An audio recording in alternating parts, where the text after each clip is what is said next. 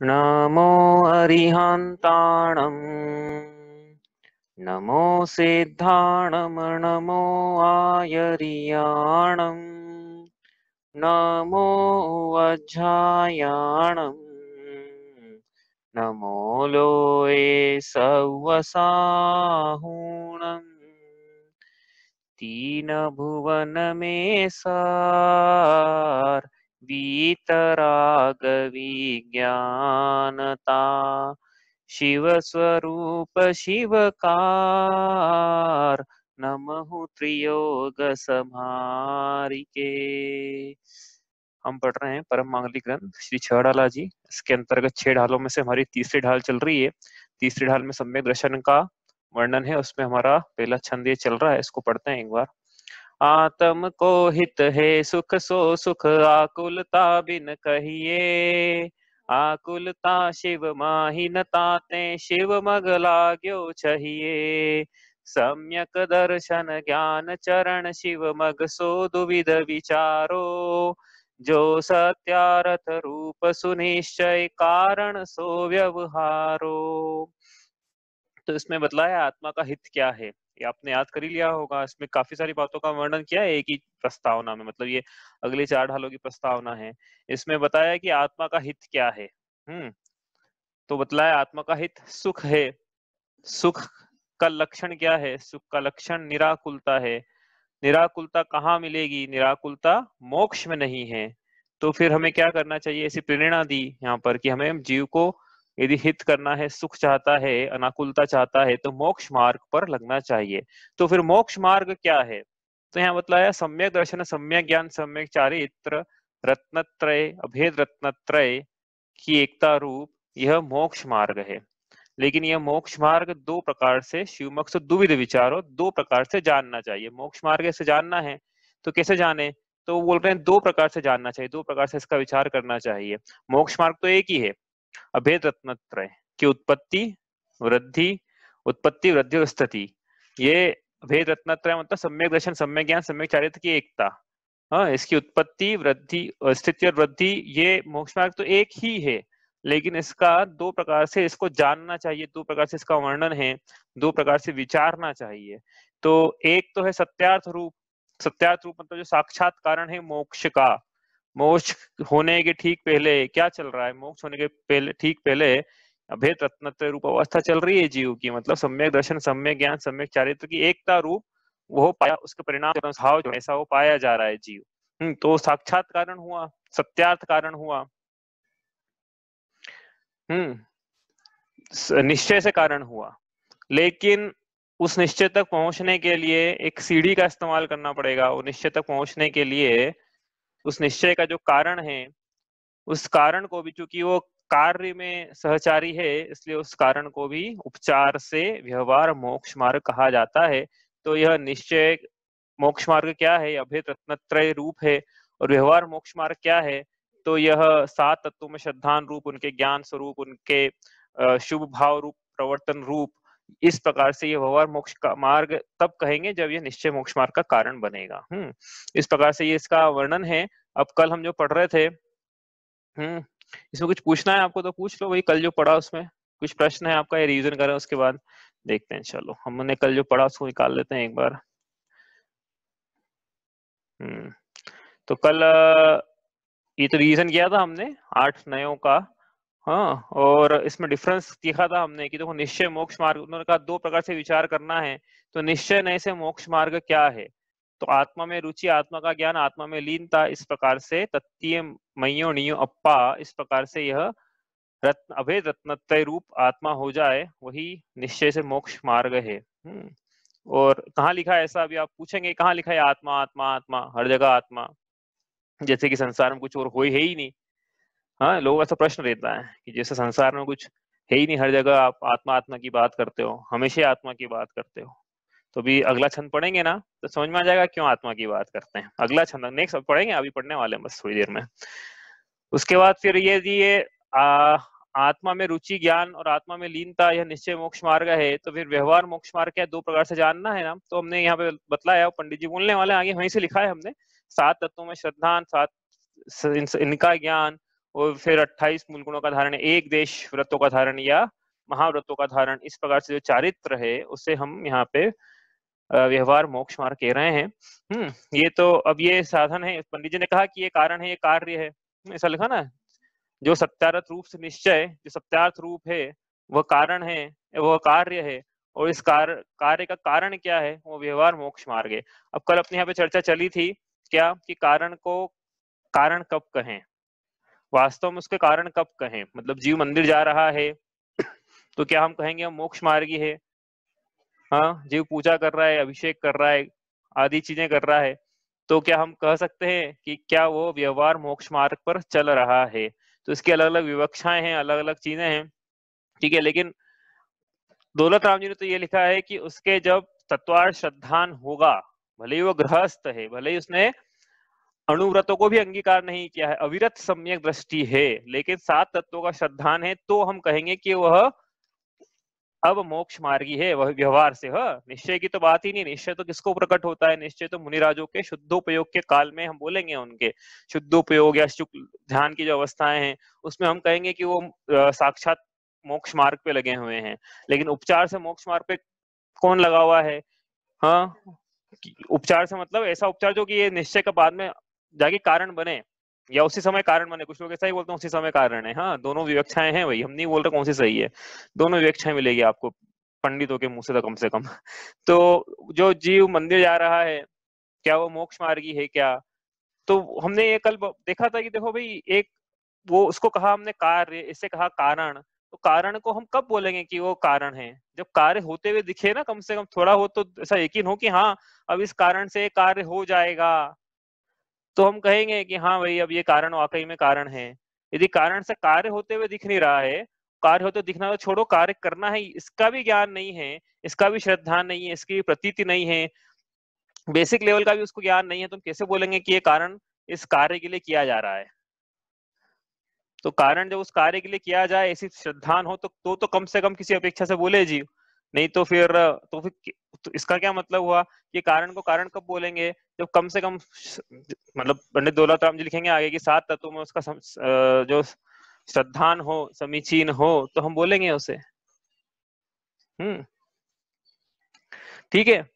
तो मैं कल प्रश्न यही था ना, समझ में तो नहीं, ऐसा तो नहीं किसी समझ में नहीं आया हो कि मिट्टी के घड़े को घी का घड़ा कब से बोलना शुरू करना है? तो मिट्टी के घड़े को घी का घड़ा बोलना ये उपचार है ना, घी का संयोग होगा तब बोलना है या कब बोलना है, ये उपचार है। तो ये कब से बोलना शुरू करना है, कल प्रश्न था, तो उत्तर फिर अलग अलग उत्तर मिलते हैं इसके। लेकिन हम बस यही कहना चाह रहे हैं कि भाई वो जो मिट्टी का घड़ा है उसमें घी का संयोग होते हुए दिखे, मिट्टी के घड़े में ये निर्णय हो जाए कि हाँ अब ये घी के लिए उपयोग होगा, तो हम कहें कि मिट्टी का घड़ा घी का घड़ा है। पता ही नहीं है कि मिट्टी के घड़ा का क्या उपयोग है, कि किस कार्य में लेने वाले हैं इस उपयोग को, फिर हम उस घड़े को फिर हम बोलना शुरू कर दें कि घी का घड़ा है, तो वो हमारा व्यवहार से भी नहीं बोल पाएंगे, कहने का मतलब ये है। ठीक है, तो कब से बोलना शुरू करिए तो हम नहीं कह रहे हैं, लेकिन एक अपेक्षा तो ये भी इसकी है कि जब उसमें घी डल जाएगा तब बोलेंगे कि हाँ अब ये जो व्यवहार चल रहा है साथ में इनके, मतलब शुद्ध भावों के साथ साथ जो शुभ भाव चल रहे हैं वह व्यवहार है, ऐसा भी विवक्षा है। जो शुद्ध भावों के साथ साथ जो शुभ भाव चल रहे हैं, वो जो शुभ भाव वाला जो हिस्सा है, शुभ भाव रूप जो प्रवर्तन है, वह व्यवहार मोक्ष मार्ग में शुद्ध भाव रूप प्रवर्तन है, तो दोनों साथ साथ होते हैं, ऐसा भी वर्णन है। हाँ, और ऐसा भी है कि भाई पहले भी प्रकट हो जाता है, ऐसा भी कुछ लोग बोलते हैं कि पहले व्यवहार होता है फिर बाद में निश्चय होता है, लेकिन कुछ लोग बोलते हैं कि नहीं। और बात ये भी है ना, देखो कि बिना निश्चय के व्यवहार किस चीज का, यदि घी का अस्तित्व ही नहीं पाया जा रहा है तो मिट्टी के घड़े को घी का घड़ा किस अपेक्षा से बोले? तो जब तक निश्चय प्रकट ही नहीं तब तक व्यवहार कैसे करेंगे उसमें? एक विवक्षा ये भी है। अब मैं नहीं पढ़ रहा हूँ इसमें कि क्या सही है क्या, मतलब किस प्रकार से बोलना है। मैं ये है कि जो जैसा वक्ता बोलना चाहता है उसके अभिप्राय से वो कथन निकलता है, मतलब वक्ता ये बोलना चाह रहा है कि जब तक घी घड़ का संयोग नहीं होगा तब तक हम घी के घड़े को मिट्टी का घड़ा नहीं बोलेंगे, तो ये उसकी विवक्षा है। लेकिन कोई ये बोले कि कुम्हार बना रहा है, उसके प्रयोजन में ये है कि इसका भविष्य में उपयोग घी के लिए होगा, तो उस वक्ता की वैसी विवक्षा है, अपनी अपनी विवक्षा है, इसलिए मैं किसी को सही गलत अपन बोल भी नहीं सकते हैं। ठीक है, समझ में आया? तो ये समझ में आया कि फिर क्या है धर्म धारण का मूल प्रयोजन क्या होना चाहिए और क्या है। हाँ, हम धर्म का धारण तो खूब करें, व्रत संयम उपवास सारी क्रियाएं पूरी करें, जैसी होना चाहिए वैसी पूरी करें। जैसे कोई मुनिराज व्रतों का निरतिचार पालन तो करें, लेकिन आत्मा की प्रतीति नहीं हो, तो वो जो व्रतों का निरतिचार पालन किया है वो नव्य विवेक में अहमिंद्र तो कदाचित बना देगा उनको, लेकिन फिर भी हम ये नहीं बोल पाएंगे कि वो धर्म का कार्य किया उन्होंने, भले ही व्रतों का निरतिचार पालन किया, क्योंकि जिसके लिए किया जा रहा है उसकी खबर ही नहीं है। आत्मा की रुचि नहीं, आत्मा का ज्ञान नहीं है, और रुचि नो ज्ञान नहीं तो आत्मा में लीनता की तो कोई बात ही नहीं है। इसलिए पहली भूमिका में जीव को क्या करना है, 7 तत्वों में श्रद्धान पूर्वक आत्मा का श्रद्धान करना है। ये नीचे लिखा है, इसकी इसकी चर्चा बाद में करेंगे हम। देवशास्त्र गुरु का श्रद्धान, 7 तत्वों का श्रद्धान, ये क्या, ये चर्चा तो बाद में अपन करेंगे, तो अभी नहीं कर रहे हैं, क्योंकि ये तो व्यवहार सम्यक दर्शन में इसकी चर्चा की जाएगी। ठीक है, तो ये इस प्रकार से 2 प्रकार का मोक्ष मार्ग जानना चाहिए, 2 प्रकार से जानना चाहिए, 2 प्रकार का नहीं, मतलब 2 प्रकार से जानना चाहिए। तो अब ये निश्चय मोक्ष मार्ग है, थोड़ा आसान है, पंडित जी कहने वाले हैं अगली पंक्ति में क्या है। व्यवहार मोक्ष मार्ग की चर्चा लंबी है, तो ये व्यवहार मोक्ष मार्ग की जो जो चर्चा आगे आने वाली है छड़ाला में, पूरा छड़ाला की विषय वस्तु है व्यवहार मोक्ष मार्ग का वर्णन। तीसरे छंद से शुरू हो जाएगा ये, वो कहां तक चलेगा, सुनिए स्वरूपा चरण अब, वहां तक चलेगा। छठी ढाल का फर्स्ट हाफ पूरा खत्म हो जाएगा, उसके बाद पंक्ति आएगी, यो है सकल संयम चरित, सुनिए स्वरूपा चरण अब, जिस होए प्रगटे आपनी निधि, मिटे पर की प्रवृत्ति सब।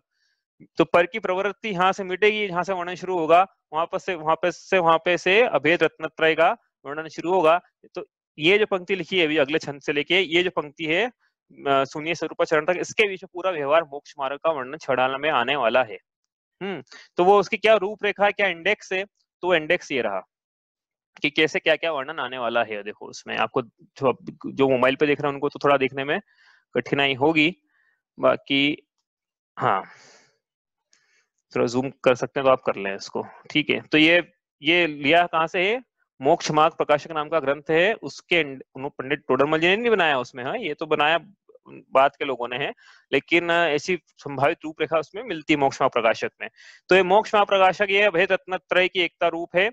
तीन, अब इसमें क्या भेद डाल दिया अपन ने, तो व्यवहार की बात हो गई, यहाँ तो सीधे ही पहले भेद डाल दिया, तो सम्यक दर्शन, सम्यक ज्ञान, सम्यक चारित्राणी, मोक्ष मार्ग। तो इस प्रकार से ये हो गया। अब सम्यक दर्शन क्या है, सम्यक ज्ञान, सम्यक ज्ञान क्या है, सम्यक चारित्र क्या है, इसका पूरा वर्णन आगे आने वाला है, तो अपन पीछे से शुरू करते हैं सम्यक चारित्र से। ठीक है, यहाँ लिखा है सम्यक चारित्र, आपको दिख रहा होगा भाई, नहीं दिखा तो मैं बोलते जा रहा हूँ, देखते जाना, सम्यक चारित्र लिखा है यहाँ पे। ठीक है, सम्यक चारित्र 2 प्रकार का, एक देश चारित्र, एक सकल चारित्र। सकल चारित्र की बात करें पहले, सकल चारित्र मैंने बोला ना, सुनिए स्वरूपाचरण अब, वहां पे शुद्धोपयोग की बात आने वाली, लिखा भी उन्होंने, शुद्धोपयोग करके शब्द भी आया है उसमें छंद में।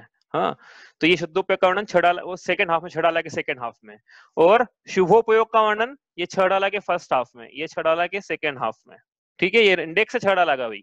हाँ, नीचे देखें, देखो ये इसी का जो अपन ने लिखा है शुद्धोपयोग, शुभोपयोग। शुद्धोपयोग में तो ध्यान का वर्णन किया है उन्होंने, जहां ध्यान अध्यात्ता ध्येय को न विकल्प वच भेद न जहां, वो उसका वर्णन ध्यान का प्रकरण लेंगे अपन वहां पे। ठीक है, कहाँ पे, छेड़ाला के सेकंड हाफ में, क्योंकि ध्यान से ही, ध्यान परम तप है जो 4 घातिया कर्मों को जलाने का कार्य करता है, इसलिए ध्यान का वर्णन होगा वहां पे। क्या हो गया इसका कर्सर को, कर्सर कहाँ गया इसका, हाँ ठीक है। अब ये शुभोपयोग, शुभोपयोग को नीचे देखो, मैं थोड़ा स्क्रॉल कर रहा हूँ नीचे, ये जो लाइन जा रही है ना ऊपर से नीचे, शुभोपयोग की जा रही है, ये यहाँ लिखा 28 मूल गुण। 28 मूल गुण का वर्णन मैंने ऊपर लिखा छेड़ाला की पहली हाफ में, पूरा 28 मूल गुणों का वर्णन तो आएगा ही आएगा, साथ में हम यहाँ पे आचार्यों के 36 मूल गुण, उपाध्यायों के 25 मूल गुण वो भी ले लेंगे, क्योंकि थोड़ा थोड़ा वर्णन उनका भी है, मतलब आचार्यों के मूल गुणों का वर्णन भी थोड़ा सा है यहाँ पे। तो 28 मूल गुण कौन कौन से हैं, तो यहाँ लिखे हैं 5 महाव्रत, 5 समिति, 5 इंद्रिय जय, 6 आवश्यक, 7 अन्य शेष गुण मिसलेनियस। 5 महाव्रत यहाँ लिखे हैं उनका नाम, 5 समितियों के नाम है, 5 इंद्रिय जय, ठीक है, 6 आवश्यक के नाम है, और 7 आवश्यक नीचे लिखे हैं, शेष मूल गुण लिखे हैं, उनके नाम नीचे लिखे हैं इसमें। इस प्रकार से इसका पूरा वर्णन कहाँ आएगा, पूरा का पूरा वर्णन, एक भी नहीं छूटेगा इसमें से। मैं इसलिए समझा रहा हूँ कि कोई भाग मत जाना, बहुत सारा वर्णन आने वाला छेड़ाला में। ठीक है, तो ये एक भी नहीं छूटेगा, सबका वर्णन आएगा इसमें, एक जितने शब्द यहाँ लिखे हुए हैं उसका पूरा विस्तार संबंध जितना मतलब योग्यता है उतना वर्णन यहाँ करेंगे। ठीक है, तो ये किसका वर्णन हुआ, छड़ाला के फर्स्ट हाफ का तो वर्णन ही हो गया, छड़ाला के शुभोपयोग का वर्णन हो गया, मतलब सकल चारित्र में जो व्यवहार था उसका वर्णन हो गया। अब जो निश्चय है उसका वर्णन यहाँ से शुरू होगा छड़ाला के सेकंड हाफ में, उसका वर्णन तो जैसा जैसा आएगा वैसा वैसा अपन वहां पे करेंगे, उसको कोई भेद प्रभेद नहीं कर रहे, उसके उसके भी भेद कर देंगे तो काय का फिर वो अभेद। ठीक है, तो ये हो गया। अब ये तो हो गया सकल चारित मुनिराजों की चर्या। लेकिन देश चारित मतलब गृहस्थ प्रतिमाधारी उसका वर्णन, तो उसमें 12 व्रतों की चर्चा है। कहाँ आएगी चर्चा? ये भी छड़ाला में आएगी। एक एक पूरे के पूरे 12 व्रत की चर्चा है यहाँ पे, एक भी नहीं छूटेगा, एक भी नहीं छूटेगा। छड़ाला में पूरे 12 व्रतों की चर्चा है। तो ये 12 व्रतों के नाम है 5 अणुव्रत, 3 गुण व्रत, 4 शिक्षा व्रत। कहाँ आएगा ये विषय? ये आएगा चौथी डाल के सेकेंड हाफ में। ठीक है, पूरा विषय यहाँ से 12 व्रत का। 5 अणुव्रत कौन से उनके नाम यहाँ है, 3 गुण व्रत के नाम है, 4 शिक्षा व्रत के यहाँ पे नाम है। ठीक है, ये इंडेक्स चल रहा है अपना, आगे आने वाला क्या है मोक्ष मार्ग के प्रकरण में। ठीक है, व्यवहार मोक्ष मार्ग की चर्चा है। अब कोई बोल रहा है कि भैया चौथी डाल का सेकेंड हाफ है, छठी डाल का फर्स्ट लिया, छठी डाल का सेकेंड, पांचवी डाल कहाँ चली गई? हाँ, ये प्रश्न है ना। तो भाई यहाँ से यहाँ जंप करना है जीव को, यहाँ से यहाँ जंप करना है, मतलब क्या गृहस्थ से मुनि दीक्षा लेना है। तो ये कार्य इतना आसान नहीं है। गृहस्थ को भले ही वो सम्यक दृष्टि गृहस्थ हो, एक देश संयमी क्यों ना हो, लेकिन मुनि दीक्षा धारण करना है तो उसको बिल्कुल वैराग्य की प्रबल भावना चाहिए। तो वैराग्य दायी भावना का वर्णन 5वीं ढाल में करेंगे। 12 भावनाओं का वर्णन है जो वैराग्य उत्पन्न कराएगी इस देश संयमी को कि मुनि दीक्षा ले ले। हाँ, तो 12 भावना का वर्णन आएगा 5वीं ढाल में। ठीक है, ये हो गया वर्णन, हो गया चौथी ढाल के सेकंड हाफ से लेके छठी ढाल के सेकंड हाफ। तो चौथी ढाल का फर्स्ट वर्णन है, यहाँ लिखा है सम्यक ज्ञान। चौथी ढाल के फर्स्ट हाफ में सम्यक ज्ञान का वर्णन आएगा। अब यहाँ पे जो लिखा है ना, देखो प्रमाण और नए का वर्णन है, प्रत्यक्ष परोक्ष का वर्णन है, और ये इन दोनों ज्ञानों का वर्णन है। बाकी अनेकांत स्याद्वाद तो हमने पहले पढ़ लिए हैं। ठीक है, अनुयोग का भी कल पूछना दीदी ने, उसके उत्तर हो ही गए हैं। ठीक है, और ले लेंगे थोड़ा अलग से, लेकिन मुख्य रूप से तो प्रत्यक्ष परोक्ष का वर्णन आएगा। इसका वर्णन जो अपन चाहे तो अलग से ले सकते हैं, क्योंकि ये छड़ाला में सेकंड हाफ में तो नहीं आया है, लेकिन हम चाहते तो परोक्ष ज्ञान में इसका वर्णन, छोटा सी वर्णन, ज्यादा नहीं है, ले लेंगे वहां पे। तो ये हो जाएगा फोर्थ हाल का फर्स्ट हाफ सम्यक ज्ञान। अब आते हैं सम्यक दर्शन का। तो फोर्थ, फिफ्थ और सिक्स्थ हाल का विषय आपके सामने मैंने बताया अभी। अब बात करते हैं किसकी? तीसरी ढाल की जो पढ़ रहे हैं अभी। तीसरी ढाल में किस बात का वर्णन है? तीसरी ढाल में सम्यक दर्शन का वर्णन है। ठीक है, तो सम्यक दर्शन की आ रही ना, इधर आ रही लाइन, सम्यक दर्शन तीसरी ढाल का विषय पूरा तीसरी ढाल में आएगा। ये तीसरी ढाल में ये सब तत्वों का शब्दार्थ तीसरे छंद से शुरू हो जाएगा। ठीक है, तो ये भी तीसरे छंद से लगभग शुरू हो जाएगा। ये जो बहिरात्मा, अंतरात्मा, परमात्मा है, चौथे छंद से शुरू हो जाएगा। 7 तत्वों का स्वरूप भी ये चौथे छंद से शुरू हो जाएगा, चौथे छंद से। हाँ, ये शुरू हो जाएगा 7 तत्वों का स्वरूप क्या है। उसके बाद अब ये आया है, हाँ, अजीव कितने प्रकार का, ये 5 छठे छंद से शुरू हो जाएगा। गुण, अब इसमें जो वर्णन नहीं आएगा वो मागना स्थान का है। मागना स्थान का वर्णन छड़ाला में नहीं आएगा। वैसे तो वर्णन गुणस्थान का भी नहीं आएगा, लेकिन गुणस्थान तो पढ़ना पड़ेंगे हमें, क्योंकि गुणस्थान पढ़े बिना विवेचन बहुत मुश्किल हो जाता है। तो ये पूरा वर्णन इसमें, मतलब हार्डली कोई, ये आप देखो तो ये एक चीज ऐसी है जिसका वर्णन डायरेक्टली नहीं है, और मार्गना स्थान एक ऐसी चीज है जिसका वर्णन डायरेक्टली नहीं आने वाला है। इसको छू लेंगे चाहे तो। बाकी जो जो भी है लिखा हुआ, जितने भी शब्द लिखे हुए हैं यहाँ पे, उन शब्द के ऊपर एग्जाम में एक एक परिभाषा का प्रश्न आएगा। मतलब कहने का मतलब है कि पूरा का पूरा विषय छड़ाला में आने वाला है, एक एक शब्द का, एक एक शब्द। जैसे अतिथि समिभाग व्रत लिखा है, इसके ऊपर एक लाइन है, एक चरण है। तो कुछ भी आप ले लो, ब्रह्मचर्याणु व्रत है तो इसके ऊपर एक चरण है। पूरा एक एक सबका वर्णन आने वाला, कहने का मतलब ये है। तो ये व्यवहार मोक्ष मार्ग का पूरा इंडेक्स है। ये इस प्रकार से छड़ाला की विषय वस्तु है जो आगे आएगी। माउस का चले जाता है इसका। हाँ, ठीक है, चलो चले यहाँ से आगे।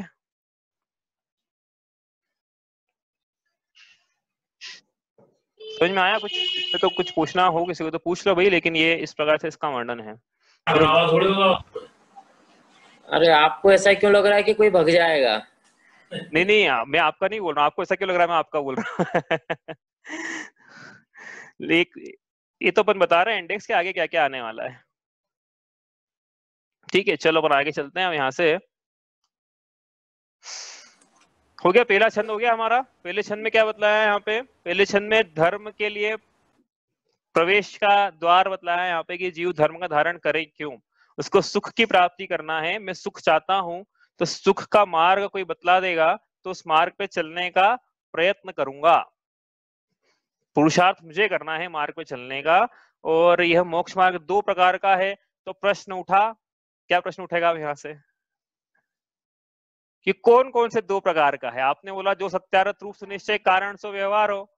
ठीक है, तो निश्चय मोक्ष मार्ग क्या है और व्यवहार मोक्ष मार्ग क्या है, ये प्रश्न उठे हैं यहाँ से, उठे ना। तो अब उसका वर्णन हम करेंगे यहाँ से। तो सबसे पहले किसका वर्णन करेंगे, निश्चय मोक्ष मार्ग का, फिर किसका करेंगे, व्यवहार मोक्ष मार्ग का। तो ये व्यवहार मोक्ष मार्ग कारण बनेगा किसका, निश्चय मोक्ष मार्ग का। तो वापस से अंत में जाके छह डाला के सेकेंड हाफ में निश्चय मोक्ष मार्ग का वर्णन करेंगे। फिर जिस निगोदिया की कहानी शुरू की थी हमने, उस निगोदिया को छठी डाल के सेकेंड हाफ में सिद्ध भगवान पंडित दौलत राम जी बनाएंगे। तो ये इस प्रकार से इसका वर्णन है। तो अपन अब क्या पढ़ते हैं यहाँ से, निश्चय मोक्ष मार्ग मतलब क्या होता है, ये दौलत राम जी के शब्दों में। दौलत राम जी के शब्द इसलिए बोल रहा हूं मैं क्योंकि आप बोलोगे कि भाई ये तुम, इसलिए क्लियर कर देता हूँ कि देखो क्या लिखा है यहाँ पे, अपन खुद स्वयं पढ़ लेना। किसी के ये थोड़ी कि कोई दूसरा बात करे, हम स्वयं शास्त्र का अध्ययन करें और समझें कि वास्तव में मोक्ष मार्ग का क्या स्वरूप है। ये छंद पढ़ते हैं एक बार।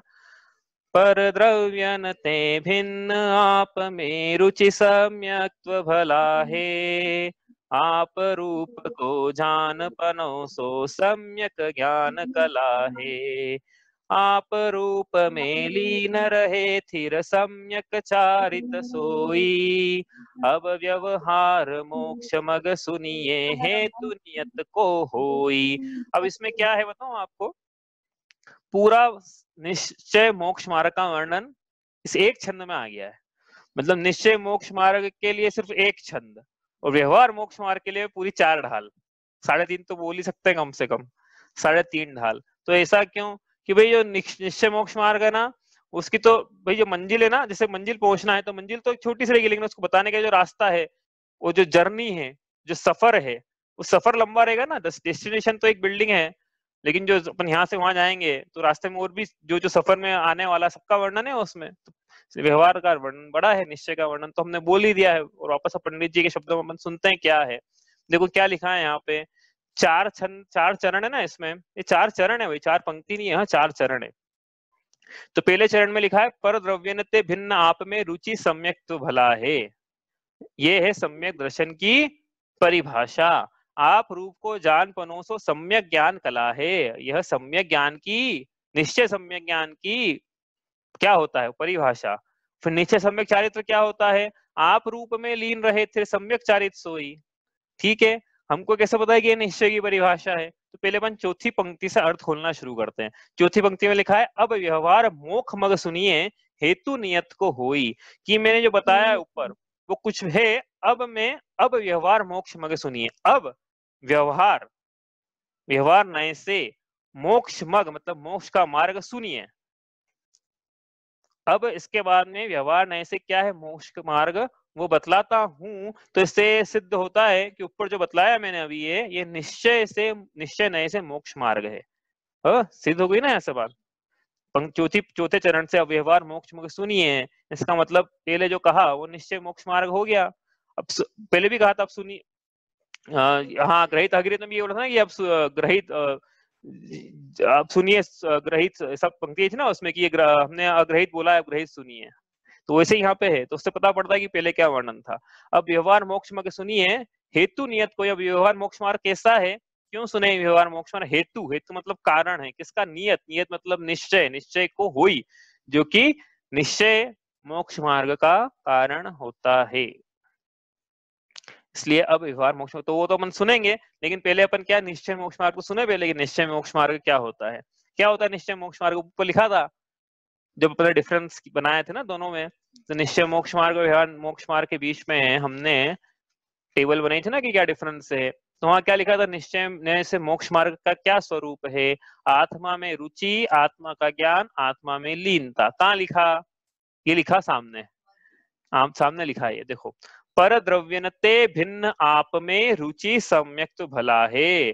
पर द्रव्यों ते मतलब इनसे, भिन्न मतलब न्यारा, कौन है न्यारा, आप मतलब आप मतलब मैं स्वयं, अपने पे लगाना सब, हम सब, मैं मतलब ये लगेगा ना यहाँ पे, तो हम भी लगाएंगे तो दिक्कत हो जाएगी हम लगाने में। इसलिए पर द्रव्यों से भिन्न स्वयं में, निज आत्मा में रुचि, रुचि मतलब रुचि, इंटरेस्ट, सम्यक्त्व, ये सम्यक्त्व है। अब सम्यक्त्व यहाँ लिखा है मैंने आपको, पता कि जब मिथ्यात्व है तो उसके 3 अर्थ निकलते हैं, वैसे भी सम्यक्त्व है तो उसके भी 3 अर्थ निकलेंगे। सम्यक दर्शन, सम्यक ज्ञान, सम्यक चारित्र, या फिर सिर्फ सम्यक दर्शन। तो ऊपर लिखा है सम्यक, तो यहाँ पे लगाना है क्या मतलब सम्यक दर्शन। पर द्रव्यों से भिन्न निज आत्मा में रुचि, यह सम्यक दर्शन है, यह निश्चय सम्यक दर्शन है। निश्चय नहीं से सम्यक दर्शन क्या है? पर द्रव्यों से भिन्न निज आत्मा में रुचि, और ये भला है, ऐसा कह रहे हैं भला है। तो करते हैं इसका अर्थ, पहले अपन अगली पंक्ति पे चलते हैं। आप रूप को जान पणोसो सम्यक ज्ञान कला है। ऊपर सम्यक दर्शन हो गया, अब नीचे सम्यक ज्ञान। सम्यक दर्शन क्या था? पर द्रव्यों से भिन्न निज आत्मा में रुचि। सम्यक ज्ञान क्या है? पर द्रव्यों से भिन्न, पर द्रव्य सम्य लगाना है, पर द्रव्यों से भिन्न आप रूप को जान पना, निज आत्मा के स्वरूप का, स्वयं के रूप का, आत्म स्वरूप का। आप रूप लिखा मतलब स्वरूप, स्वरूप मतलब मेरा रूप, आत्मा का रूप, आत्मा का जैसा रूप है वैसा, हाँ, शुद्ध रूप, उसका जान पना, उसका जानना, मतलब आत्मा का ज्ञान। कहने का मतलब ये है आत्मा का ज्ञान, यह सम्यक ज्ञान है। और ये क्या है? कला है। बताना आप कैसे कला है, तो आगे चलते हैं अभी। आप रूप में लीन रहे थिर सम्यक चारित सोई। आप रूप मतलब वही स्वरूप, स्वरूप में लीन, लीन रहे, लीनता, और कैसी लीनता? स्थिर। आप मतलब स्वरूप में स्थिरता से लीनता, यह क्या है? आत्म स्वरूप में स्थिरता पूर्वक लीन होना, यह सम्यक चारित सोई, सम्यक चारित्र है। ठीक है, तीन चरण में बता लिया। सम्यक, एक में बताया सम्यक दर्शन क्या है, दूसरे में सम्यक ज्ञान क्या है, तीसरे में सम्यक चारित्र क्या है, और यही निश्चय नय से मोक्ष मार्ग है। ठीक है, तो आप पर द्रव्य से भिन्न आप में लिखा है, मतलब क्या है? आप में रुचि, आत्मा में रुचि, इसका मतलब भाई आप में रुचि लिखा ना यहाँ पे, आत्मा में रुचि, आप में रुचि, मतलब फिर लिखा है आप रूप को जान पना, मतलब आत्मा का ज्ञान, और आप रूप में लीन रहे, मतलब आत्मा में लीनता। और ये लिखा था पहले भी यहाँ पे, है ना? क्या लिखा था पहले? आत्मा में रुचि, आत्मा का ज्ञान, और आत्मा में लीनता। ये लिखा है यहाँ पे, देखो, आत्मा में रुचि, आत्मा का ज्ञान, और आत्मा में लीनता, यह निश्चय नए से मोक्ष मार्ग, ऐसा पंडित जी कह रहे हैं यहाँ पे। ठीक है, अब इसका वर्णन करें उसके पहले एक बात, कि यहाँ पे तो लिखा था कि अभेद रत्नत्रय रूप होता है, लिखा है अगली पंक्ति में, तो सत्यार्थ तो है ही ना, सत्यार्थ होने में कोई दिक्कत नहीं है। निश्चय मतलब जो अभी परिभाषा छोड़ दें अभी उसकी, लेकिन जो भी निश्चय मोक्ष मार्ग है सत्यार्थ रूप है, साक्षात कारण है मोक्ष का, हाँ, वही साध्य है, बाकी सब तो साधन है, वही कार्य करने लायक, बाकी सब जो भी है उसके अलावा वो उपचार से कहने योग्य कारण है। इसके बाद निवृत्ति परक है, वीतराग भाव रूप है, शुद्धोपयोग रूप है, क्योंकि ये दशा क्या है? मुनिराजों के प्रकट होती, सिक्स ढाल का सेकंड हाफ, शुद्धोपयोग का वर्णन है वहां पे, यहाँ पे भी सब वही बात आएगी। ठीक है, तो और ये कार्य पूरी कारण पढ़ लेंगे हम चारों ढाल, 3.5 ढाल, उसके बाद ये कार्य की सिद्धि होगी फिर, मतलब ये साधन का 3.5 ढाल का साधन लेंगे तो 6 ढाल का सेकंड हाफ में जो वर्णन है, जो विषय बनेगा ज्ञान का, उसकी सिद्धि होगी मतलब। ठीक है, तो इस प्रकार से वो है। लेकिन प्रश्न तो मेरा ये था यहाँ से, जो प्रश्न क्या है कि यहाँ लिखा है, माउस का पॉइंटर दिखने में प्रॉब्लम हो गई, क्या बात है। हाँ, प्रश्न तो ये है कि यह अभेद रत्नत्रय रूप है, ऐसा यहाँ लिखा है ना? और यहाँ पे वर्णन क्या किया है, लेकिन यहाँ पे सम्यक दर्शन अलग बताया है, सम्यक ज्ञान अलग बतलाया है, सम्यक चारित्र अलग बतलाया है, और इसको निश्चय मोक्ष मार्ग बोला है। तो वर्णन तो है, मतलब यहाँ लिखा है कि अलग अलग है, और आप बोल रहे हो अभेद रत्नत्रय रूप है, तो ऐसा कैसे? ये प्रश्न आत्म स्वरूप में है ना, हाँ, आत्म स्वरूप में ही तीनों चीजें हैं, इसलिए अभेद ही हुआ, आत्मा से भिन्न नहीं है। अच्छा, यहाँ पे तो लेकिन अलग अलग लिखा है, लेकिन तीनों में लाइन तो ना, आत्मा, आत्मा में रुचि, और आत्मा में ही ज्ञान, और आत्मा में ही लीनता, तीनों की एकता ही सम्यक, तीनों की एकता ही मोक्ष मार्ग का कारण है। ये जब तक रुचि नहीं होगी, ज्ञान नहीं आएगा, लीनता नहीं हो पाएगी, तब तक आपको मोक्ष मार्ग नहीं हो पाएगा, इसलिए वो अभेद है। हाँ, तो जरूरी ये अर्थ हमने खोला है यहाँ से, कुछ और कहना है? तो ये अर्थ तो हमने खोला है यहाँ से, लेकिन पंडित जी ने अलग अलग बतलाया है यहाँ पे। हम तो ये बता रहे हैं आपको, पंडित जी ने कैसा बताया कि देखो, सम्यक दर्शन, सम्यक ज्ञान, सम्यक चारित्र, और ये निश्चय से मोक्ष मार्ग है, तो ये तो भेद रूप कथन हो रहा है कि ये सम्यक ज्ञान है, ये सम्यक दर्शन है और सम्यक चारित्र है, तो ये भेद रूप कथन है। और फिर पहले क्या आ गए थे, अभेद रत्नत्रय निश्चय मोक्ष मार्ग, तो अभेद रूप है और यहाँ भेद रूप चल रहा है, तो क्या मामला है भाई? ऐसा कैसे कि कभी भेद रूप बोलते हो कभी अभेद रूप बोलते हो? ये सब अपने को ये सब जो भी बोल रहे यार ये सब अपने को लगाना है, हाँ कि हाँ ये ऐसा है ये ऐसा है, लेकिन देखो बात क्या है कि निश्चय रत्नत्रय तो अभेद रूप ही है, अभेद रूप ही है, ठीक है। आत्मा में आत्मा की लीनता, आत्मा में रम जाना, जम जाना, ठहर जाना, हाँ, आत्मा में तन्मय हो जाना, आत्मा में स्थिर हो जाना, ये निश्चय रत्नत्रय है। लेकिन अब बार बार ऐसा बोलेंगे देखो कि आत्मा आत्मा, भेद नहीं डालेंगे तो समझ में कैसे आएगा? तो भले ही वो अभेद रत्नत्रय रूप हो, लेकिन ज्ञान और वाणी में ग्रहण करने के लिए, उसको समझाने के लिए उस अभेद रत्नत्रय को भी भेद रूप से समझाना पड़ रहा है। इसका मतलब ये मत समझना कि मोक्ष मार्ग, जो निश्चय मोक्ष मार्ग है, वो भी भेद रत्नत्रय रूप है। वो तो अभेद रत्नत्रय रूप ही है, लेकिन समझाएं कैसे उसको? तो समझाने के लिए तो उसको भेद कर करके समझाना पड़ेगा ना। हाथी कैसा होता है, समझाना है उसको। अब बोले हाथी तो हाथी है, हाथी तो हाथी है, तो भले वो अभेद रूप है हाथी, लेकिन समझाने के लिए तो भेद डाल डाल के समझाना पड़ेगा। तो वैसे ही यहाँ पे भले ही अभेद रत्नत्रय रूप है, लेकिन भेद क्यों डाले फिर? यहाँ समझाने के लिए डाले यहाँ पे कि ऐसा है ऐसा है ऐसा है, लेकिन है तो अभेद, ठीक है। तो पढ़ते हैं आप, देखो यहाँ पे क्या अर्थ है इसका। पर द्रव्यनते भिन्न आप में रुचि, ये परिभाषा जो लिखी ना यहाँ पे, पर द्रव्यों से भिन्न आप में रुचि सम्यक दर्शन है, ये परिभाषा पीली ढाल में याद आया? याद करवाई गई थी, याद कर पूछनी एग्जाम में, क्योंकि विषय नहीं था, अब पूछेंगे, लेकिन याद करवाई थी पीली ढाल से। पर द्रव्यों से भिन्न मेरी सुख स्वभावी आत्मा ही पूर्ण रूप से परम उपादेय है, ऐसा मानना यह सम्यक दर्शन है। परिभाषा लिखाई थी पीली ढाल में। पर द्रव्यों से भिन्न, कहाँ से? यहाँ से लिखी, मन से थोड़ी बोलते भाई हम, यहाँ पे वो भी लिखा है, जब शास्त्रों में लिखा है पर द्रव्यों से भिन्न मेरी आत्मा। और कैसी आत्मा? सुख स्वभावी आत्मा। क्यों सुख स्वभावी बोल रहे हैं? सुख की प्राप्ति करना है, इसलिए विशेषण लगाया सुख स्वभावी।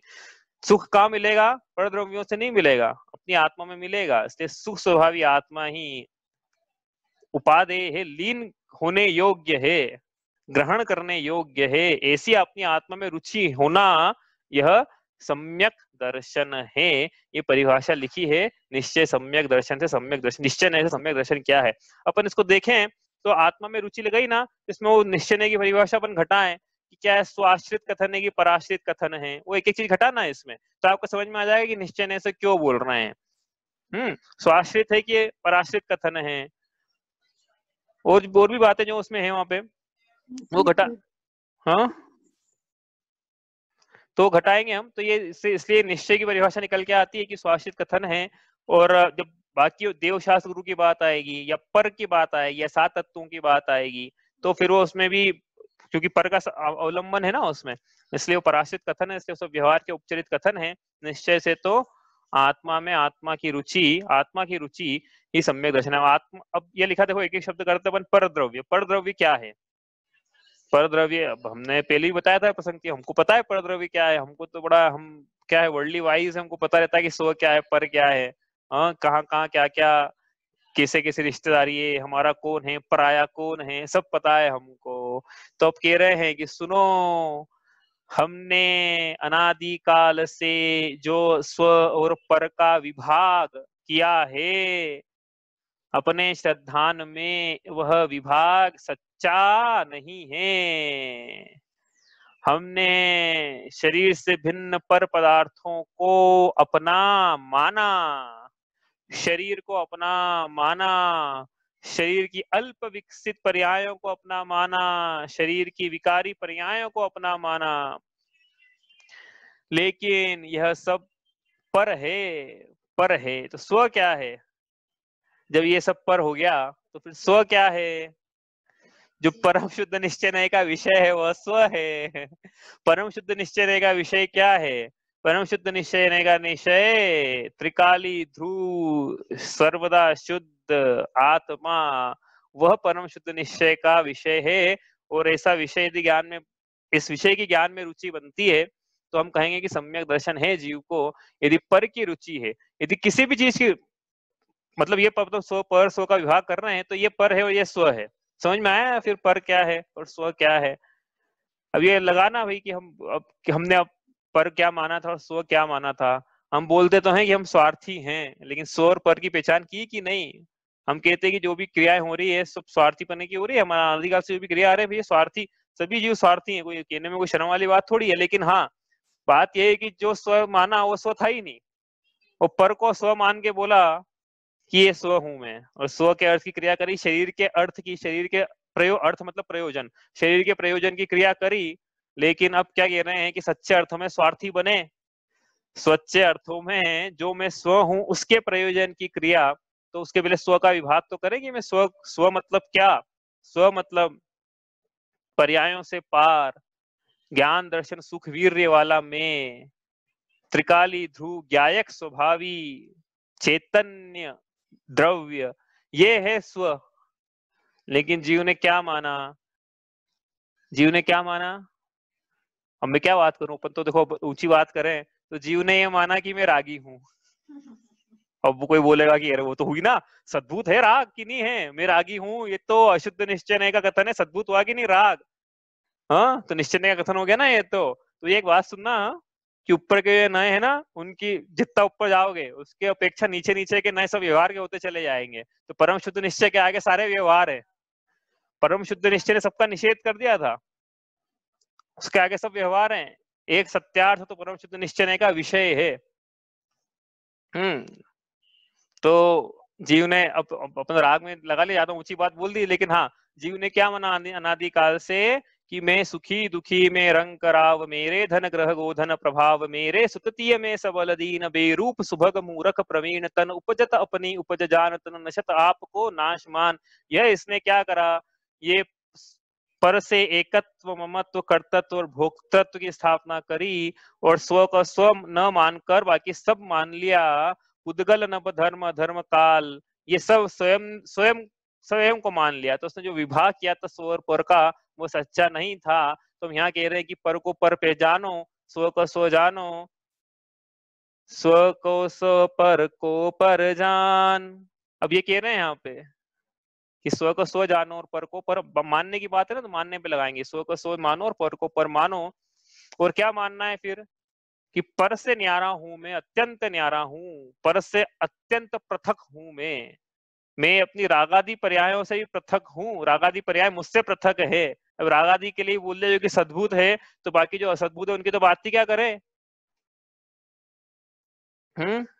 जो कि शरीर से, जो कि आत्मा में है, आत्मा के साथ जाएगा मृत्यु होने के बाद भी, वो भी पृथक है।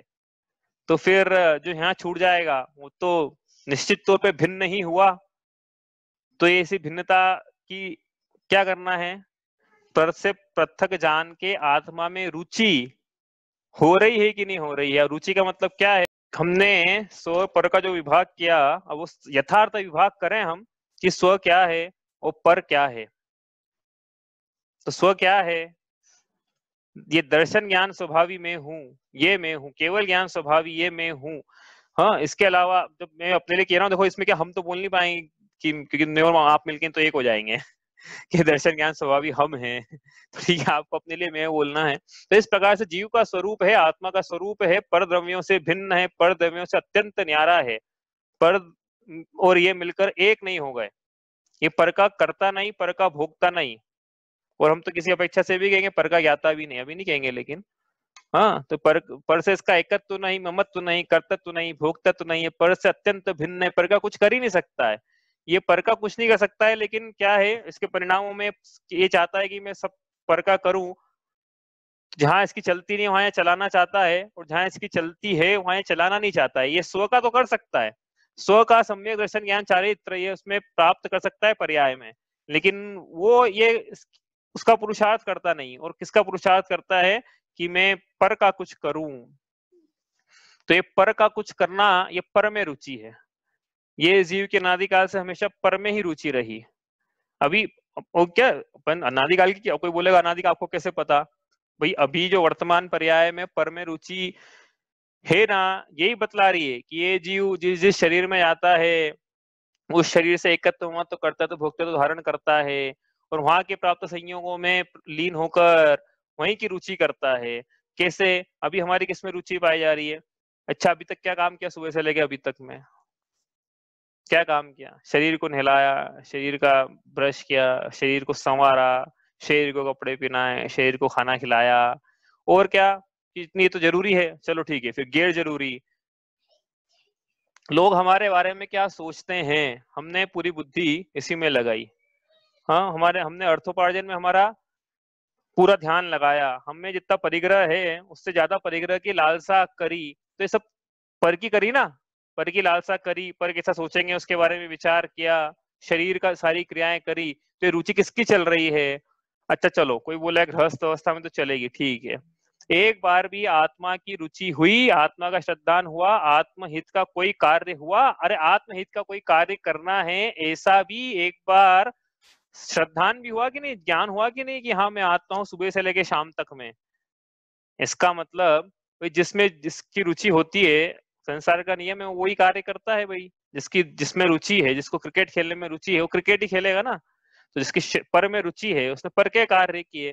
अब जिसकी रुचि होती है वो उसकी प्राप्ति कर लेता है भाई। जिसको शरीर की रुचि है वो शरीर की प्राप्ति करेगा। इस जन्म में करी, अगले जन्म में करी, अगले के अगले जन्म में, अनादिकाल से करता आ रहा है। क्यों? क्योंकि इसको पर की रुचि थी ना, तो पर पदार्थों का संयोग इससे होता रहा। अब क्या कह रहे हैं कि यदि स्व में रुचि करेगा तो शरीर की प्राप्ति नहीं होगी, आत्मा की रुचि करेगा तो पर की प्राप्ति नहीं होगी, स्व की रुचि करेगा तो पर की प्राप्ति नहीं, आत्मा की रुचि करेगा तो फिर शरीर की प्राप्ति नहीं। तो रुचि किसकी करना है? रुचि का मतलब है इंटरेस्ट, रुचि का मतलब है श्रद्धान, रुचि का मतलब है मान्यता, फेथ, बिलीफ, यानी कि दर्शन, आत्मा में दर्शन, आत्मा का श्रद्धान, आप में रुचि। तो इसकी अब देख लो, ये रुचि हमारी प्रवृत्ति किस ओर ये बता रही है कि हमारा हम सम्यक लोगों का प्रश्न रहता है एक्चुअली कि हम सम्यक दर्शनीय की मिथ्या दृष्टि, वो लोगों का प्रश्न रहता है ये। तो किसी से पूछने की जरूरत नहीं है, और किसी से यही पूछने की जरूरत नहीं है कि आप अपने आप को क्या मानते हो, सम्यक दृष्टि मानते हो कि मिथ्या दृष्टि। हाँ, उसके मानने से आपका काम नहीं चलने वाला है।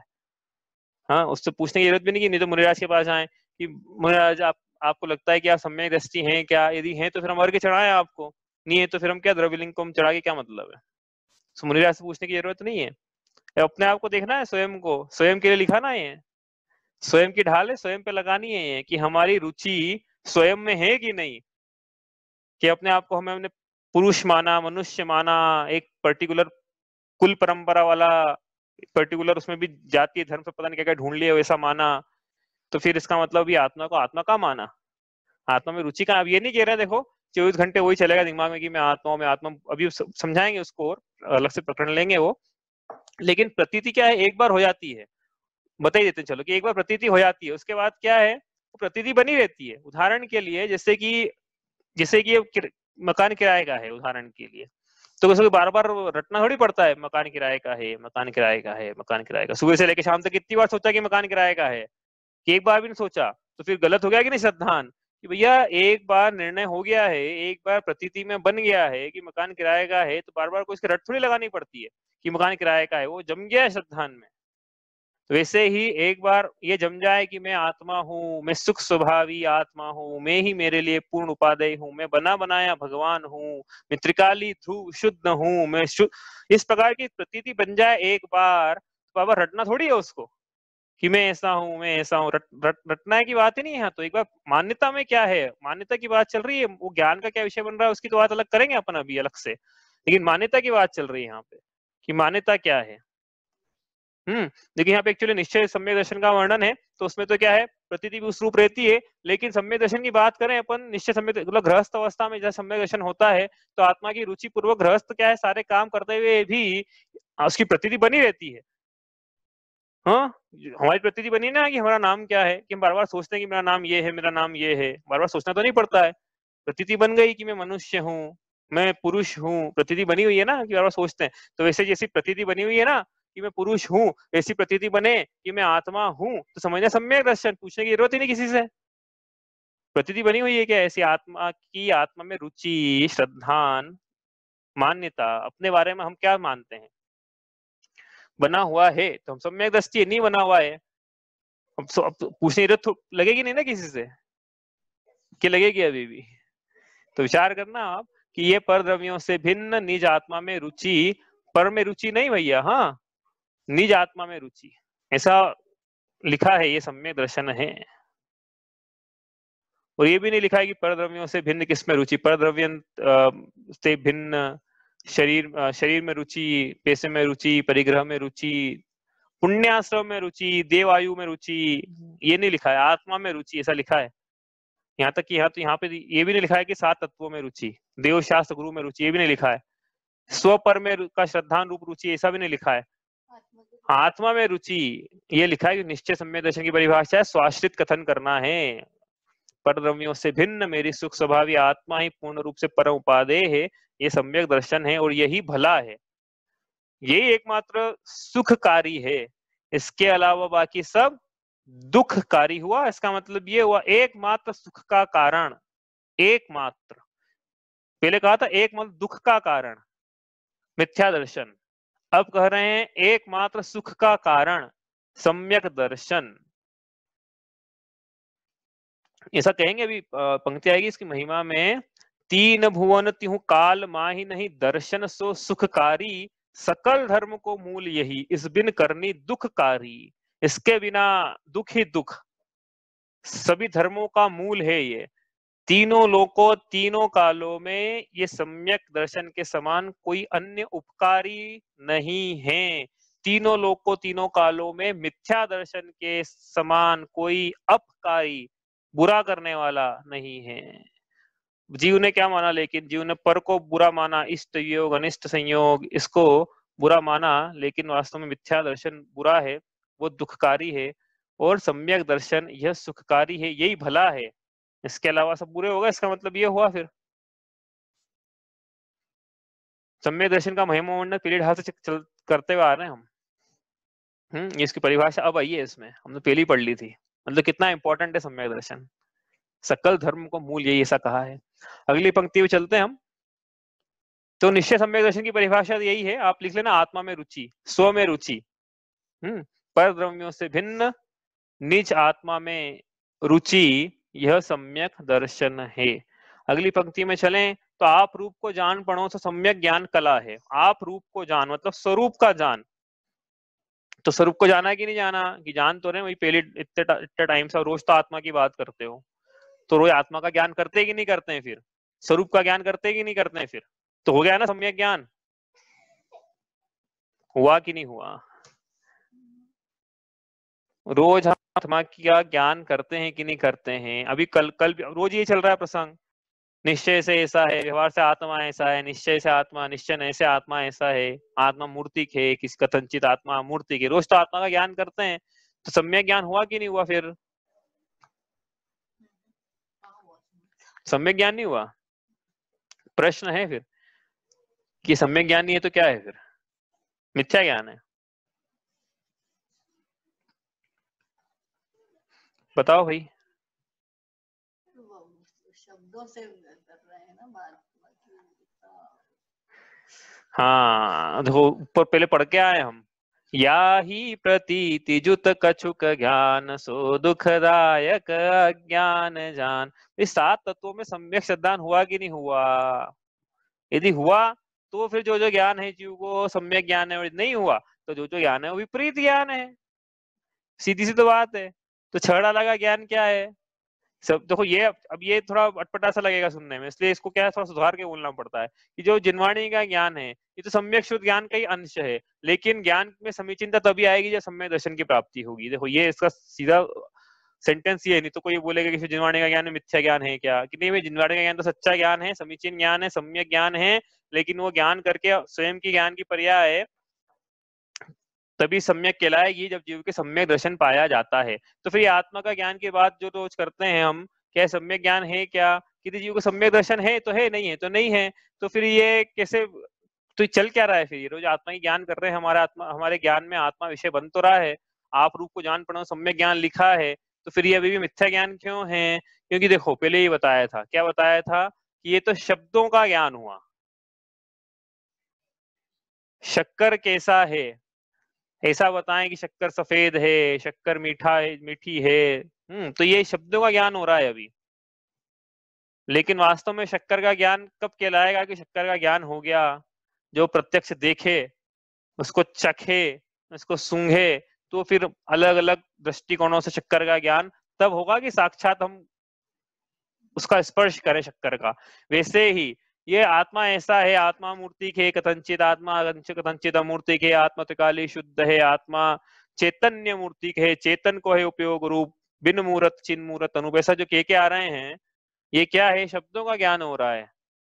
लेकिन आत्मा का ज्ञान वास्तव में कब कहलाए? ये शब्दों का ज्ञान हो रहा है, मतलब आत्मा जिन जिन शब्दों के द्वारा आत्मा को बतलाया जा रहा है, शब्दों का ज्ञान हो रहा है। लेकिन आत्मा का ज्ञान हो रहा है कि नहीं हो रहा है? उत्तर मिल गया यहाँ से। शक्कर के शब्दों का ज्ञान अलग है, शक्कर का ज्ञान अलग है। वैसे ही आत्मा को जो शब्द बतला रहे हैं उनका ज्ञान अलग है, और साक्षात आत्मा का ज्ञान अलग है। आत्मा को प्रत्यक्ष जान के जो ज्ञान होता है उसको बोलते हैं आत्मज्ञान। ये शास्त्र स्वाध्याय पढ़ के जो ज्ञान हो रहा है, ये उसमें सहचारी कारण बनेंगे, इसलिए उपचार से हम इसको कहते हैं सम्यक ज्ञान। लेकिन निश्चय से सम्यक ज्ञान तो आत्मा का ज्ञान ही है कि प्रत्यक्ष जीव आत्मा को जाने और निर्णय करे कि हाँ मैं ऐसा ही हूं। इस प्रकार ये आत्मा का ज्ञान है, शब्दों का ज्ञान नहीं है। जैसे कि ये हमारा बच्चा जब छोटा था, तो इसको पहले उदाहरण दिया था ना, हमारा ये जो छोटा था तो इसको बोलता था कि उधर देख, तो ये किधर देखता था? उधर। ऐसा छोटा बच्चा 3-4 साल का, उसको बोलो उधर देख, से उंगली बता के उधर देख, तो कहां देखेगा? वो उंगली जहां बता रही वहां नहीं देखेगा, वो उंगली को देखेगा। तो हम भी सोचते रह जाते कि भाई क्या उधर देख ही नहीं रहा है, तो उंगली को देख रहा है, तो उसको लगता है उधर देख का मतलब ये उंगली को देखना होता है। उधर देख, उंगली को देखते है। फिर 2-3 बार बोला उधर देख उधर उधर, तब भी उंगली को ही देखते रहेगा। वो उधर देखेगा नहीं, इधर उंगली दिखा रही है। तो ये यहाँ पे यही चल रहा है कि यहाँ बता रहे हैं कि आत्मा ऐसा है, आत्मा ऐसा है। तो ये शब्दों का ज्ञान हुआ। वो शब्द जिसको बता रहे हैं उसका तो ज्ञान करो प्रत्यक्ष, तो हम कहेंगे आत्मा का ज्ञान हुआ। नहीं तो ये आत्मा का ज्ञान नहीं हुआ, शब्दों का ही ज्ञान हुआ है। यह सहचारी कारण बनेंगे। यदि बने तो हम बोलेंगे कि व्यवहार से फिर सम्यक ज्ञान है, नहीं तो फिर सब क्या चल रहा है अभ्यास के नाम पे। यदि स्वाध्याय जीव कर रहा है और आत्मज्ञान का प्रयोजन नहीं है, जगत में पंडिताई का प्रयोजन है, तो क्या चल रहा है? क्वेश्चन आया था एग्जाम में। तो वो शास्त्र स्वाध्याय के प्रयोजन को नहीं जानता है, वो उसको पंडिताई करना है ना, मतलब उस जगत में तो पर द्रव्यों की रुचि है, उसको प्रशंसा के भाव है, अपने ज्ञान को बतलाने के भाव हैं, तो उसको आत्मा के भाव नहीं आ रहे। तो उसका आत्मज्ञान तो दूर की बात है, बाकी कुछ बेसिक है, वो प्रयोजन भी ठीक नहीं है उसका। तो उसको व्यवहार से भी नहीं बोल पाएंगे कि यहाँ सम्यक ज्ञान के उपाय कर रहा है। तो क्या चल रहा है? उसका मिथ्यात्व चल रहा है, मिथ्यात्व का अभ्यास चल रहा है, शास्त्र का अभ्यास नहीं चल रहा है। जगत में पंडिताई करने के लिए शास्त्र का अभ्यास चल रहा है, मतलब मिथ्यात्व का अभ्यास चल रहा है। क्यों? क्योंकि प्रयोजन तो था, वह आत्मा को जानने का था, इसने प्रयोजन परद्रव्यों में पंडिताई सिद्ध करने का बनाया। तो इसको जो शास्त्र अध्याय है उसको भी हम व्यवहार उपचार से भी नहीं कह पाएंगे कि इसका मोक्ष मार्ग प्रारंभ है। समझ में ना? जो पहले लगाया था यहाँ पे भी लगाना। इसके बाद आगे चले। आप रूप में लीन रहे फिर सम्यक चारित सोई, आत्मा में आत्मा की लीनता यह ही निश्चय से सम्यक चारित्र। आप रूप, अब आप रूप क्या है? ये बार बार आप रूप, ऊपर भी आप रूप लिखा, नीचे भी आप रूप लिखा, क्या है आप रूप? हाँ, आप छड़ाला की पंक्तियों को उत्तर देना चाहता है। आप रूप मतलब क्या है? एक ही बार आई है वो, एक ही पंक्ति, वो उसके अलावा वो वर्णन ही नहीं आया उसका कहीं। वो छठी ढाल में आएगा फिर।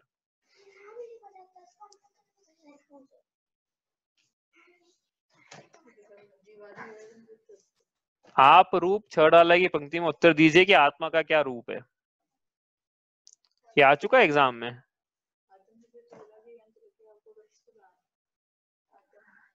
सोचो भैया, सोचो, इंतजार कर रहा हूं मैं, कोई ना कोई तो बोलेगा। आवाज नहीं आ रही किसी की मुझे।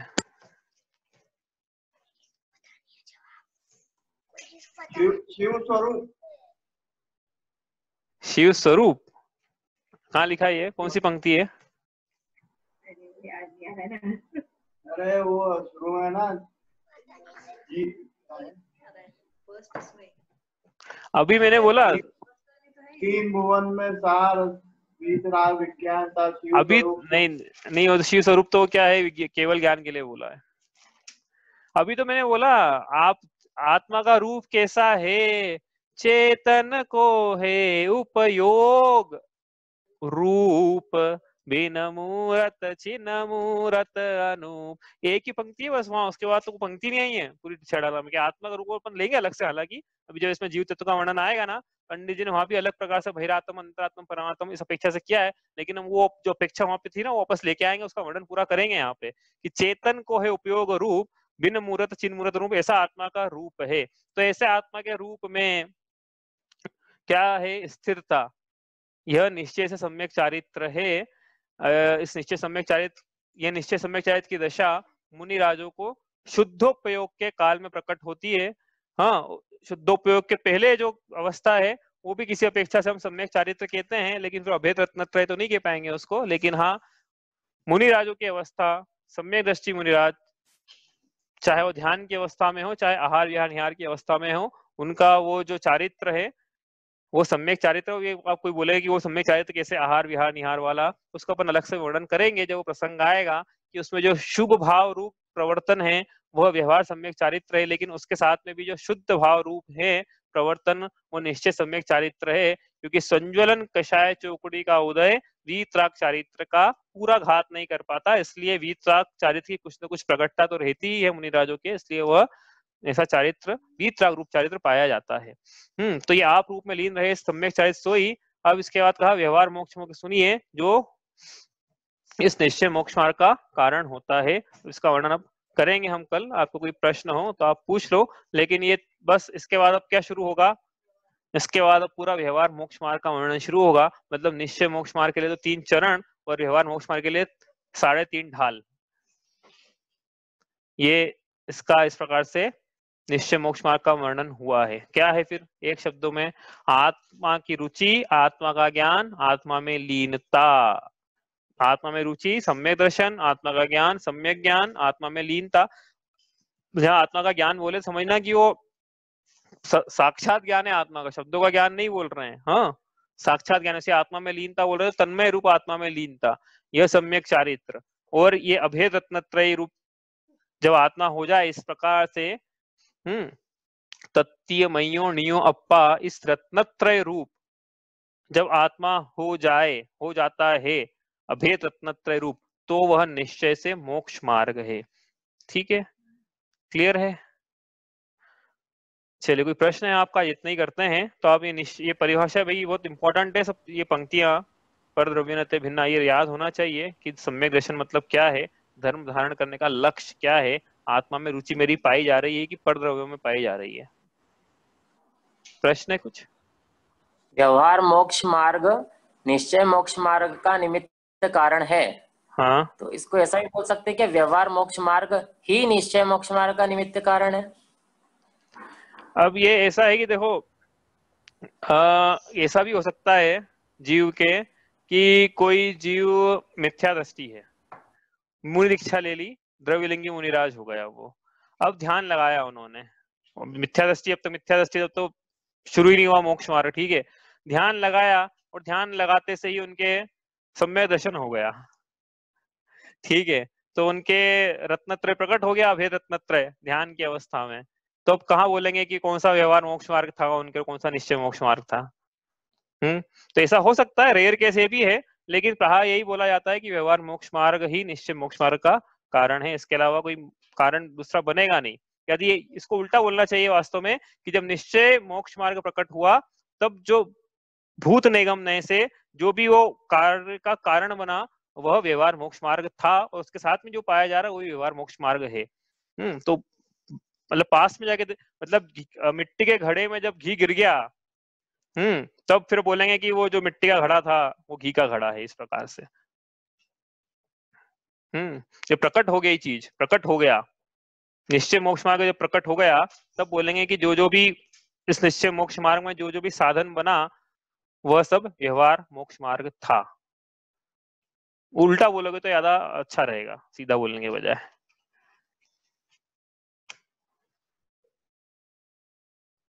ठीक है, और कुछ प्रश्न है किसी का? चलिए इतना ही करते हैं। स्याद्वाद नये षट द्रव्य गुण पर्याय और प्रमाण का, जड़ कर्म चेतन बंध का, अरु कर्म के अवसान का, कह कर स्वरूप यथार्थ जग का, जो किया उपकार है उसके लिए जिन वाणी माँ को वंदना शत बार है, वंदना शत बार है।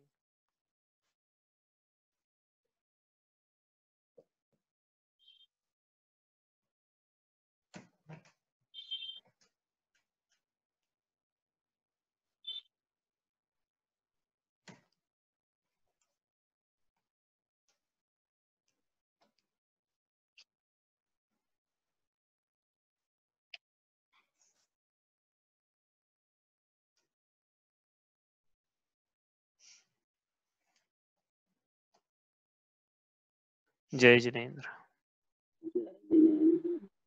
जय जिनेन्द्र।